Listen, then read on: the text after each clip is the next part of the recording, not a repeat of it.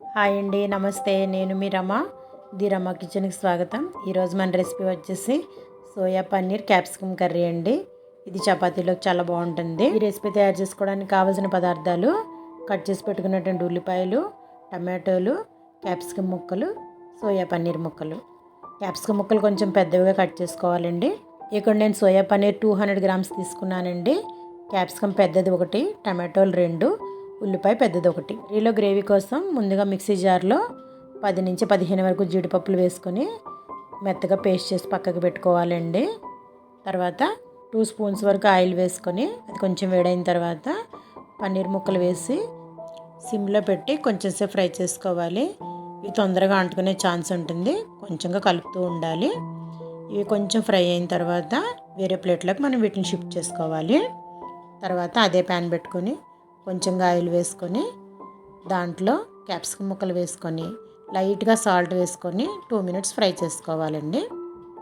ఇప్పుడు క్యాప్సికమ్ ముక్కలను కూడా తీసి మనం వేరే ప్లేట్లో వేసుకొని ప్యాన్లో కొంచెంగా ఆయిల్ వేసుకొని దానిలో కట్ చేసి పెట్టుకున్నటువంటి ఉల్లిపాయ ముక్కలు, పచ్చిమిర్చి ముక్కలు, టమాటో ముక్కలు వేసుకొని పచ్చివాసన లేకుండా ఫ్రై చేసుకోవాలి. మిక్సీ జార్లో జీడిపప్పు మిశ్రమం ఉంది కదా, దాంతోపాటు వేసి మిక్సీ పట్టి పక్కన పెట్టుకోవాలండి. ఇప్పుడు కర్రీ ప్రిపేర్ చేయడం కోసం ప్యాన్ పెట్టుకొని ఆయిల్ వేసుకొని చిన్న ఇంచు దాల్చిన చెక్క, ఒక లవంగం, ఒక బిర్యానీ ఆకు, కొంచెంగా జీలకర్ర వేసుకొని 1 టీ స్పూన్ అల్లం వెల్లుల్లి పేస్ట్ కూడా వేసుకొని ఫ్రై చేసుకోవాలి. ఇవి దోరగా వేగిన తర్వాత మనం ముందుగా సిద్ధం చేసి పెట్టుకున్న జీడిపప్పు, టమాటో, ఉల్లిపాయ మిశ్రమాన్ని ఇందులో యాడ్ చేసుకోవాలి. వేసుకొని కలుపుకుంటూ ఫ్రై చేసుకోవాలండి. మనం కలపడం మానేస్తే అడుగు పట్టే ఛాన్స్ ఉంటుంది కాబట్టి కొంచెం సేపు అలా సిమ్లో పెట్టి ఫ్రై చేసుకోవాలి. ఆయిల్ బయటకు వచ్చేంత వరకు ఫ్రై చేయాల్సి వస్తుంది. కర్రీ అనేది ఈ స్టేజ్లో ఉండగా మనం ఫ్రై చేసి పక్కన పెట్టుకున్నటువంటి పన్నీర్ ముక్కల్ని ఇందులో యాడ్ చేసుకోవాలి. ఇలా కొంచెం సేపు ఫ్రై అయిన తర్వాత పన్నీర్ ముక్కలకి మసాలా అంతా బాగా పడుతుంది. ఈ స్టేజ్లో ఉండగా ఫ్రై చేసి పక్కన పెట్టుకున్న క్యాప్సికమ్ కూడా వేసుకోవాలి. అది కూడా వేసి ఒకసారి బాగా కలుపుకొని ఇప్పుడు మనం కర్రీకి సరిపడా కారం వేసుకోవాలి. తర్వాత కర్రీ ఉడకడానికి సరిపడా వాటర్ వేసుకొని 1/4 గ్లాస్ వాటర్ పడుతుందండి ఈ ముక్కలన్నీ ములగడానికి. వాటర్ వేసి మూత పెట్టి సిమ్లో 10 నిమిషాల సేపు ఉడికించుకోవాలి.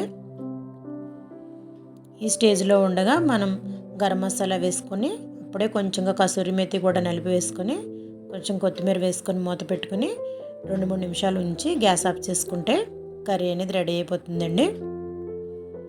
2-3 నిమిషాల తర్వాత మనం మూత తీసి చూస్తే ఆయిల్ ఇలా బయటకు వస్తూ ఉంటుంది. ఇలా వచ్చిందంటే కర్రీ రెడీ అయినట్టే.